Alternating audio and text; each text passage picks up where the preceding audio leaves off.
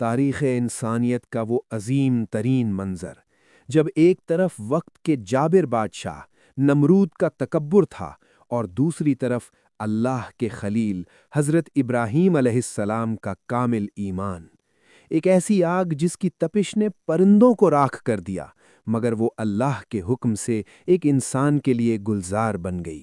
عراق کی سرزمین، بابل کا شہر، جہاں ہر طرف بتوں کی پوجا ہوتی تھی، لوگ مٹی اور پتھر کے خداؤں کے سامنے سجدہ ریز تھے۔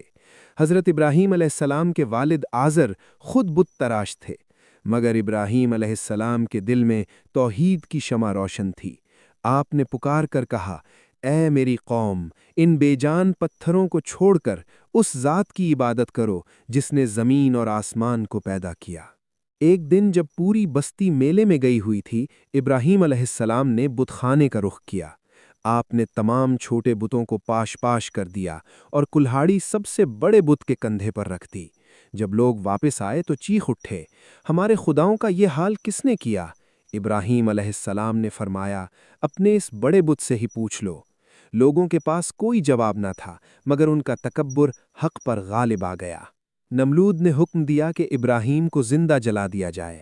مہینوں تک لکڑیاں جمع کی گئیں۔ آگ اتنی بھیانک تھی کہ اس کی لپٹوں سے پرندے جل کر گرنے لگے۔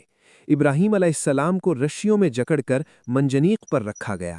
اس وقت جبرائیل علیہ السلام حاضر ہوئے اور پوچھا، ابراہیم، کیا کوئی مدد چاہیے؟ مگر اللہ کے نبی کا توکل دیکھیے۔